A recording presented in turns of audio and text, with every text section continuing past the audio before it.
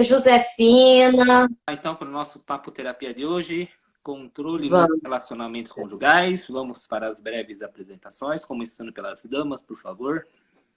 Sim. Bom, eu estou Márcia Barbosa, trabalho com desenvolvimento pessoal, né, como Master Coach, como facilitadora de círculo de mulheres e acredito que como todo mundo que está aqui nessa live, uma buscadora, buscando me autoconhecer, buscando entender por que a gente se comporta de determinadas formas, algumas vezes sim, algumas vezes não, né? Esse é o eu nesse momento. E você, Iga? Vamos lá, então. Para quem não me conhece, eu estou também Márcio Iga como ser humano. Sou um ser de luz encarnado como Márcio Iga nessa atual encarnação. Terapeuta de São Paulo, capital, especializado em autoconhecimento, onde a gente trabalha com algumas terapias como constelação familiar, radiestesia cósmica, investigação inconsciente, reiki, shambhala, reflexologia, todas terapias buscando a evolução física, mental, emocional e espiritual. Vamos lá então para o nosso Papo Terapia de hoje, Xará. Boa noite, Maristela. Bem-vinda, Maristela. Começa contigo, Márcia. Tá, gente, quem tá aí, manda esse aviãozinho aí para o maior número de pessoas que vocês puderem. Pensa assim, quanto mais casais, casados ou não, mas estão tendo um relacionamento, quanto mais equilibrados eles forem, principalmente se eles tiverem filhos, mais equilibrada vai ser a humanidade. Então, manda esse aviãozinho aí pro pessoal.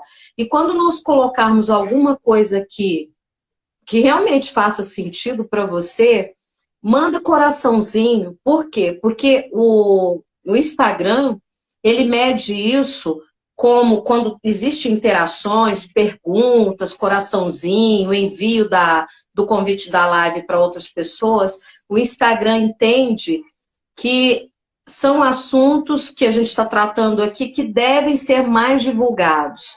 E a proposta, tanto do IGA quanto minha, é servir, colaborar com conhecimentos. Não que sejamos doutores, né? Mas que estamos na busca e estamos compartilhando. Bom, vamos lá começar então. Tem muita gente que é pobre, mora longe, tem todos os problemas comuns das pessoas pobres, mas é muito invejado. Por quê? Porque tem um casamento legal, porque tem um relacionamento afetivo muito da paz, muito de boa. Então tem muita gente que olha aquela felicidade e fala, caraca, eu queria ter aquilo. Só que tem uma coisa, viu, gente, já que eu entrei nessa história da inveja, que é um sentimento comum a todos nós, viu, gente? É raro não ter inveja. Raro uma pessoa que não tem, que já se livrou disso. Mas quando se tem inveja, cultiva a inveja, sabe o que, que o nosso cérebro entende? Bom, se uma mulher olha para outra que ela julga ser bem casada, porque lá entre quatro paredes ninguém sabe o que é, mas que ela julga que é bem casada e ela olha para aquilo, e na hora que ela olha para aquilo, ela tem inveja, homem ou mulher, tanto faz, ou um casamento de alguém, ou o carro, ou o trabalho, qualquer coisa que seja, que a pessoa olhe para o outro e sinta inveja e o sentimento seja um sentimento desagradável, sabe o que vai acontecer? O cérebro dela vai entender que aquilo é ruim. Então, que ela não pode ter aquilo porque aquilo é ruim, aquilo faz ela sofrer. Então, a sua mente vai trabalhar para você nunca ter aquilo. Então, quando você achar que você está sentindo inveja, abençoa aquilo lá que o outro tem. Se é um casamento, um trabalho, dinheiro, o que for, a hora que você vê e sente, opa, um sentimento, você começa a abençoar, viu? Você fala, nossa, que prospere muito, que esse casamento fique ainda melhor, que tudo seja bom, por quê? Porque aí seu cérebro, sua mente vai começar a entender assim, ah, não, então é um sentimento legal, então eu vou trabalhar para essa pessoa também ter. Pensem nisso. Então a gente trouxe esse tema porque então tem muita gente que materialmente falando não tem nada, mas tem um relacionamento muito bacana. E aí envolve várias coisas, né? Desde o reencontro, para quem é espiritualista, desde o reencontro de almas que já se conheceram antes e se reencontraram aqui, amigas e se reencontraram aqui, estão nessa vida juntos por vários motivos, né? E o motivo é sempre servir, viu, gente? Mas e quando a gente está num relacionamento e não é assim, esse mar de rosas? E tem muito conflito, e via de regra o conflito, né, Iga, vem de um querer controlar o outro. De um, o outro diz, vou estudar. Aí, de repente, esse aqui fala assim, para quê? Vai gastar dinheiro? Ou se é muito ciumento e assumido, diz, vai para a faculdade, vai não sei aonde, vai aparecer um punhado de homens que vão te assediar, ou a mulher tem esse tipo de pensamento. Isso é querer controlar. E aí, é um sentimento também muito comum a nós humanos. E nós todos temos em maior ou menor grau. Mas a grande sacada você já conseguiu perceber quando você quer controlar o outro? As formas que usa para controlar o outro? Aí eu te pergunto, Iga, o que você vê que, assim, que são estratégias de controle nos casais? Bom, Márcia, falando em controle, né? A gente está continuando a live da 2 semanas atrás, né? O pessoal pediu Isso. controle. Então, como a gente falou, controlar a gente não controla nada. Controle é tudo uma coisa externa. Tudo que vem de fora a gente não controla nada, nada mesmo. Então, vamos desencanar de querer controlar. Então, vamos comandar a situação. Temos que ter comando da situação. Em relação a um relacionamento conjugal, parceiro, parceira, além de tudo, Márcia, o amor, né? Tem que ter amor, óbvio, para que um casal esteja unido a amor, mas também respeito e... O que mais? Respeito...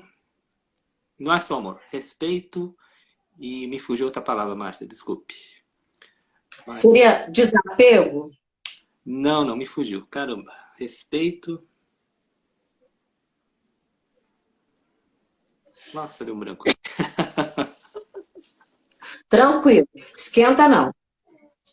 Olha só, o que o Iga estava falando aí, eu até anotei aqui na minha colinha, eu faço umas colinhas assim, para não ir perdendo o fio da meada, né? Primeiro, tem um ditado popular que diz assim, que quanto mais a gente aperta na mão, mais escorre pelos dedos. Isso é muito verdade. Quando um no casal que é controlador e fica apertando o outro, pressionando o outro o tempo todo, é bem provável que o outro chegue uma hora que enche o saco, que fala, poxa, mas eu faço tudo que o outro quer e nunca é o suficiente. Isso pode levar a um estresse tão grande no relacionamento que acabe. Outra coisa é quando a gente não fica nessa luta, a gente gasta energia demais, mas muita energia, gente, para tentar controlar o outro. Sabe, eu vejo assim, até vejo, porque, lógico, observo em mim, observo de anos atrás, pense,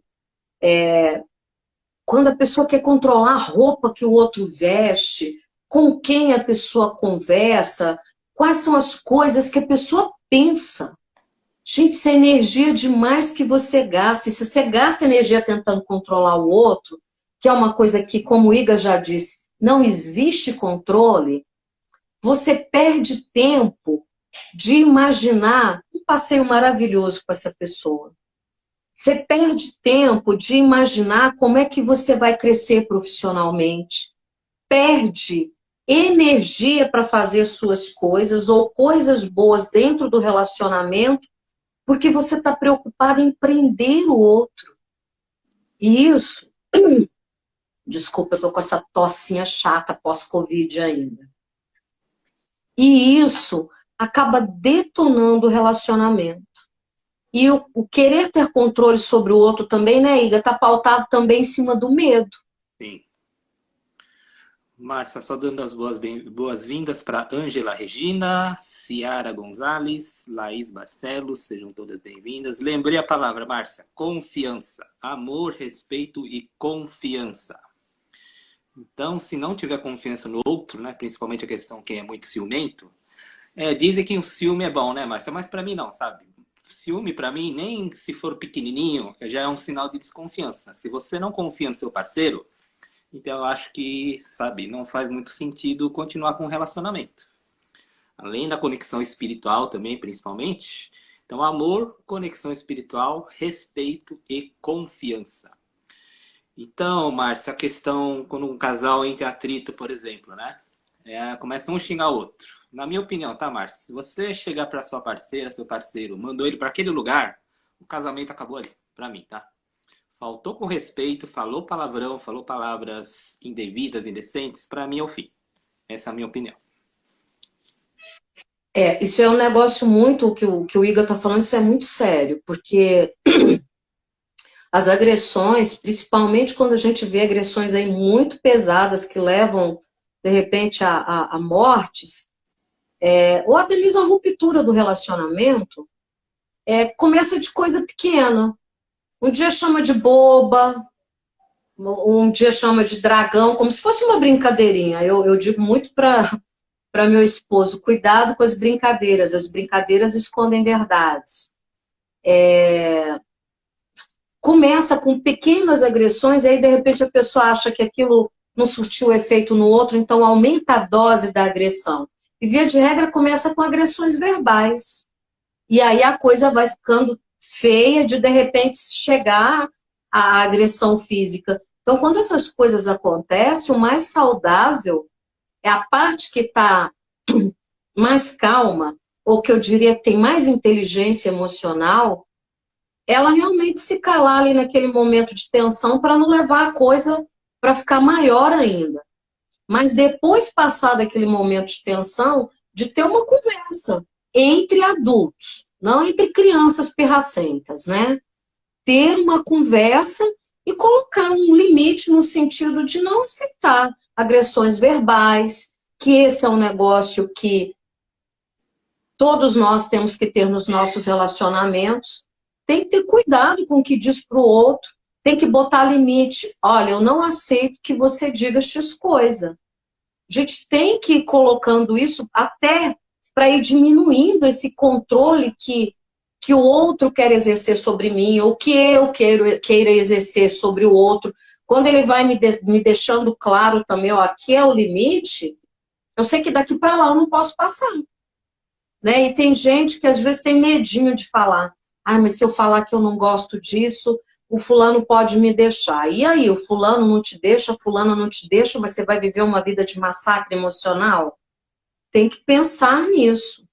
E uma coisa também que você falou aí, Iga, que me veio aqui, a questão do respeito, fundamental. Como é que a gente vive com alguém quando não existe respeito? A questão da desconfiança. Quando a gente desconfia muito do outro, é porque a gente não confia na gente. E não é que a gente não confie, por exemplo, no caso do ciúme, e eu digo isso de cadeira, não é assim. Eu acredito que o outro a qualquer momento vai fazer alguma... vai olhar para outra pessoa, vai fazer alguma coisa que eu considere desagradável. Mas, na real, se a gente parar para olhar para a gente, talvez sou eu que não me acho uma mulher tão interessante, não é o caso. Não é o caso. Mas talvez seja a própria mulher ou o homem na relação que não se considere interessante, que não se considere o suficiente, que não se considere bom o bastante. E é feio, gente, mas nós somos educados a acreditar que a gente não é bom o bastante, porque isso é estratégia de dominação dos dominadores maiores do mundo. Então, nós somos educados para acreditar que a gente não é bom o bastante, não é interessante o bastante, atraente o bastante, porque essas coisas que fazem a gente acreditar que a gente não é o bastante, estão aí servindo a outros interesses. Você fez uma pesquisa no Brasil com as mulheres, Iga, chegou a um resultado, agora eu não lembro o nome da empresa que fez essa pesquisa, mas chegou a um resultado que 70% das mulheres brasileiras se acham feias. E sabe qual que é o resultado disso em termos de mercado, de dinheiro? É que nós somos o segundo país que mais faz plásticas no mundo.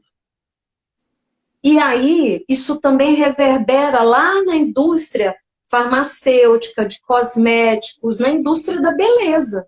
Porque se nós, mulheres, 70% se considera feia e inadequada fisicamente, a gente vai correr atrás de consumir essas coisas para nos enquadrarmos. Mas a história real é, quanto mais a gente se conhece, mais a gente começa a ver nossas belezas físicas, mentais, emocionais, intelectuais, espirituais, porque a gente tem um punhado de beleza, viu? Não é só isso aqui, não. Isso aqui, por exemplo, vai caindo, né? E aí quem pode fazer plástico ou quer, faz, não critico nada. Cada um cuida de si como dá conta. Mas às vezes a gente não confia no outro, porque a gente não confia em nós mesmos e não nos achamos bons o suficiente, atraentes o suficiente para estar ali com o outro. Já tive ciúmes demais, muito, Iga, viu? E aí, quando eu comecei essa jornada de autoconhecimento, aí eu vim me fortalecendo e entendendo, assim, a mulher maravilhosa que sou. E não sou mais maravilhosa que ninguém, eu sou maravilhosa para mim. E quem está do meu lado entende quem sou, ou pelo menos tenta entender, né? Então é isso, é a gente ir se conhecendo. Quanto mais a gente se conhece, melhor a gente lida com quem está do nosso lado. Seja o esposo, a esposa, o namorado, a namorada, entende? E aí, Iga, me fala um pouquinho mais aí dessa história do autoconhecimento e o relacionamento com a gente e com os outros, principalmente com quem está do nosso lado. Bom, vamos lá, Xará. Autoconhecimento é fundamental.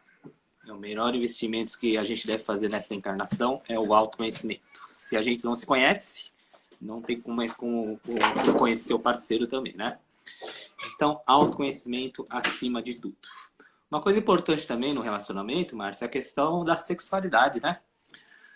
Fiz uma live terça-feira com o Valdo, ele falou uma coisa interessante, que nós somos seres físicos, emocionais, mentais, espirituais e ser sexual também. E eu achei bastante interessante que a gente pode agregar esse ser sexual também. A questão da libido, do prazer, faz parte, né, de um relacionamento saudável entre casais, né, que querem ter um bom relacionamento. E é um negócio sem meias palavras para o mulherio que está aqui. E é um negócio que várias vezes mulheres usam como um mecanismo de controle, né? De assim, até estava com vontade, até estava a fim de ter relacionamento hoje, mas ele não fez o que eu queria, então também não vai rolar. Como punição. Se você está a fim de estar com a pessoa que você esteja, se permita. Não usa essa energia sexual como moeda de troca ou moeda de punição. Essa é uma energia muito grande, gente. Quem já leu o livro de Francisco de Assis, quem foi o autor, meu Deus? Bom, você tem um livro que fala sobre a vida de Francisco de Assis, eu não sou católica, mas amo Francisco de Assis e leio tudo que fala dele. E é um livro bem grosso assim, mas aí Francisco de Assis descreve a energia sexual, uma energia tão grande, tão transformadora, e se você tem um esposo, uma esposa, um namorado, a namorada, ficante não vale, gente, porque energia, quando fica, é outra energia. Energia, quando você ama a pessoa, e se sente amado, é outro nível de energia que vocês não têm ideia, eu espero que tenham. Então não negocia com isso, vive a sexualidade do casal em paz, não coloca isso como moeda de troca dentro do relacionamento, tá bom? Então, bem lembrado isso, viu, Iga? É a gente também olhar para o outro com relação a respeito que você também falou, olhar para o outro também como ele sendo capaz. Porque tem um lado do controle também que eu fico observando em alguns casais, e muito antes de eu começar essa jornada, hoje eu consigo observar lá atrás e ver que já existiu controle, porque o meu par achava que eu não daria conta de fazer aquilo. Então, às vezes existe controle querendo proteger, no sentido, não, eu vou fazer para você porque eu acredito que você não dá conta. E de repente a pessoa nem te diz que não acredita que você dê conta, mas ela vai e faz por você. Deixe o outro crescer. É um adulto, é sua esposa ou seu esposo, deixe ele fazer as coisas as quais ele se propõe para ele crescer. Não é mais um filho que você arrumou, que é outra frase que eu fico assim horrorizada, quando eles têm várias frases, né, que falam de relacionamento a dois, que hoje eu já usei e hoje eu tenho ojeriza, que diz assim, por exemplo, que a mulher tem um filho maior e os outros filhos. O seu esposo é seu esposo, não é seu filho. Não trata como seu filho. Não faz isso. Porque depois você quer que um homem que resolva as coisas, que tenha iniciativa, que seja dinâmico, que te dê sentimento de segurança, mas você trata esse homem como filho? Mas como é que um filho vai garantir segurança para os pais? Se os pais são maiores que o filho, na hierarquia. Então, não trata seu marido como filho, ele não é seu filho. Para com isso. Se tem alguém aí vendo a live que tem essa ideia boba de vez em quando, escuta nessas falácias que contam. Outra coisa que eu também acho horrível quando escuto atrás de um grande homem sempre tem uma grande mulher. Que isso? Que responsabilidade é essa dessa mulher de ficar empurrando esse grande homem? Entende isso não. Os dois estão caminhando lado a lado, são seres adultos, de preferência maduros, ou estão conquistando a maturidade juntos, não é? E aí, porque também, quando um fica como coitadinho do outro, o que é o coitadinho está dando o poder dele para o outro. Ou se faz de coitadinho, com aquela frase horrorosa, bem real, se faz de morto, terminem a frase, para o coveiro. É essa a frase. Então, também não façam esse jogo. Sabe? Os dois estão no mesmo nível, pense assim, ninguém precisa controlar ninguém. E a gente tem que se auto-observar muito, né, Iga? Porque às vezes a gente está fazendo essa história de controlar o outro, de buscar, né? Ninguém controla. Mas às vezes a gente fica nesse jogo de tentar controlar o outro, sem nem perceber que joga esse jogo, né? Então tem que ter muita autoobservação, parar quando a gente começa a cercar demais, a fazer jogo para botar o outro dentro da jaula que a gente quer, parar e pensar, opa, por que estou fazendo isso? Onde é que isso vai me levar? Então, aí, o que vocês têm de curiosidade com relação a essa história de controle dentro do relacionamento? Ou então, conta aí pra gente, já teve esse hábito muito aferrado, está conseguindo se livrar, ou ainda é muito ferrado esse hábito de querer ter controle dentro do relacionamento? E enquanto vocês colocam isso, eu vou colocar o seguinte também. Quando a gente permite o outro, a gente respeita o outro e deixa ele ser quem de fato ele é, porque quando a gente está no modo controle, querendo controlar o outro de repente vai ficar usando máscaras e máscaras na frente da gente, principalmente se está no início de relacionamento, né? vai ficar usando máscaras sociais, né? Aquela máscara de, eu sou bonzinho, eu sou legalzinho, porque tem medo de repente, perder o relacionamento. Mas depois que esse relacionamento for amadurecendo, essas máscaras vão caindo. E aí a gente já viu casal, mais de uma vez, que diz assim, pessoas que de repente dizem assim, gente, esse não é o homem com quem eu me envolvi. Porque, de repente, um controlava tanto o outro, que o outro, para ser aceito, ele foi fazendo de conta que era outra pessoa. Até que ele não deu conta mais de segurar as máscaras, e aí mostrou quem era. Então, quando a gente deixa o outro ser quem ele é, a gente tem pessoas reais ao nosso lado. E também é tão bom quando alguém que permite que a gente seja como a gente é, porque a gente se sente aceito, respeitado, a gente gosta de estar com aquela pessoa. Quando, de repente, a gente está com algum colega, amigo, alguma pessoa que julga muito, já viu que a gente fica perto dessa pessoa tenso?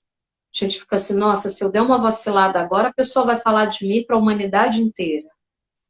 Mas coloquem aí, como é que é? Tem alguma pergunta com relação a controle? É um tema polêmico, né? Ninguém vai entregar assim, eu sou controladora.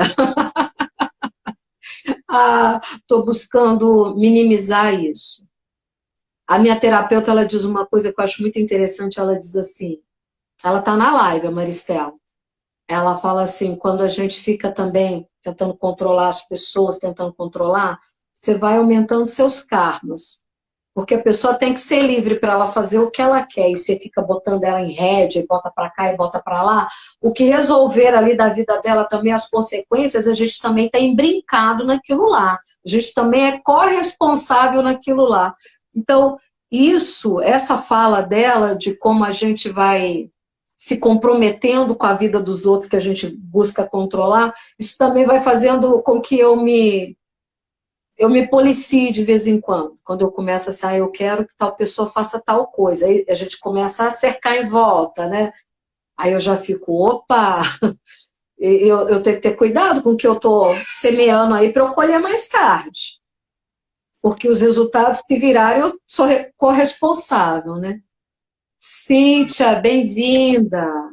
A Lariane Caetano, ela colocou uma pergunta aqui, uma colocação, mas estava no oculto. Eu não sei se a gente pode colocar aqui, Lariane. Responde aí para nós. A gente pode colocar sua questão aqui na nossa conversa? Tem um aqui, a Márcia. Banco de Alimentos Araguari. Boa noite, Márcia. Eu não sou controladora, tenho um relacionamento com muito respeito. Acho muito importante isso, construir o respeito. É isso. Legal. Esse projeto do Banco de Alimentos de Araguari é fantástico, sabe? Para auxiliar, é a Valdeni, que eu sabia que era você, para auxiliar famílias carentes a terem acesso à alimentação, né? É um projeto que tinha que existir em todos os municípios. A Lariane disse que sim, que pode colocar aqui. Estava no oculto, mas pode pôr aqui. Lariane colocou, eu estava em um relacionamento com uma pessoa controladora. E aí, Lariane, como é que foi a sua experiência? Pode contar para nós? Pelo jeito não foi muito legal, né? Então compartilha conosco aí, né? Vamos trocar algumas ideias. Que bom, você resolveu sair fora? A Vera Lúcia colocou aqui também, Márcia. Eu achava que eu tinha que auxiliá-lo o tempo todo, em tudo. Demorei a entender que era controle, já me libertei muito. Legal, Vera Lúcia. Excelente, excelente. E aí, eu conheço a Vera, é uma mulher fantástica. Já foi minha cliente, ela e o esposo já foram meus clientes de coaching. E aí, com certeza, essa energia que ela gastava querendo controlar, ela ajuda, ela agora usa nos projetos particulares dela, né? Que eu estou vendo ela desenvolvendo muito nos projetos dela. A Valdeni colocou, tenho assistido famílias com aconselhamentos e quero aprender para ajudar casais. Isso é fundamental, né? A gente vê aí tantas situações tão doídas, que se as pessoas tivessem acesso a conhecimentos, a um aconselhamento que pudesse despertar, girar uma chave, de repente, famílias que hoje estão desestruturadas, os filhos em casa-abrigo, marido e mulher separados, talvez essa família ainda estivesse junta se tivessem acordado com a ajuda. Quem quer acordar primeiro, né? A gente não ajuda quem não quer ser ajudado. Mas se um dos dois quer ser ajudado, se os dois querem ser ajudados e encontram ajuda, poderia mudar toda a história da família, né? Da descendência dessa família. Isso é muito importante, viu, Valdenir? Que Jesus te ilumine, te abra os caminhos e que você possa, assim, aprender para contribuir. E já me coloco aqui à disposição também para fazer palestras, né? Para contribuir também, né? Junto ao teu projeto. Pois é, estamos falando aqui sobre controle. E aí, gente, quem mais? Eu gostei muito da história da Lariane, que falou aí que vivia aí com um relacionamento com alguém muito controlador e que, pelo visto, como ela vivia, não vive mais, né? Gente, isso é muito importante também, para a gente pensar aqui juntos. Se eu conseguir entender que eu estou vivendo um relacionamento com alguém muito controlador, aí, primeiro, se você já despertou que está num relacionamento com alguém muito controlador, aí você, de repente, tem que pensar, o próximo passo é pensar, por que eu estou ainda vivendo esse relacionamento? Pode ser, né, Iga, porque lá na infância, pai e mãe eram muito controladores e foi assim que essa pessoa resolveu viver. Aprendeu a viver. Desde lá da infância, aprendeu que tinha que ter alguém para dizer, come agora, isso você compra, isso não, isso você pode, isso não. E a pessoa aprendeu a viver assim. Mas e aí, depois de adulta? Depois de adulto, nós podemos buscar autoconhecimento e nós podemos definir para nós, eu vou continuar assim ou agora eu tomo conta da minha vida. Quando eu decido tomar conta da minha vida, tem esse negócio desses embates assim. Eu decidi tal coisa e as consequências virão. E eu vou ter que assumir as consequências. Só que, se você está convivendo com alguém controlador e você toma decisões com base no que essa pessoa controlou para você, permitiu para você, as consequências também, quando vierem, também vão vir para você. Você também vai ter que vivê-las.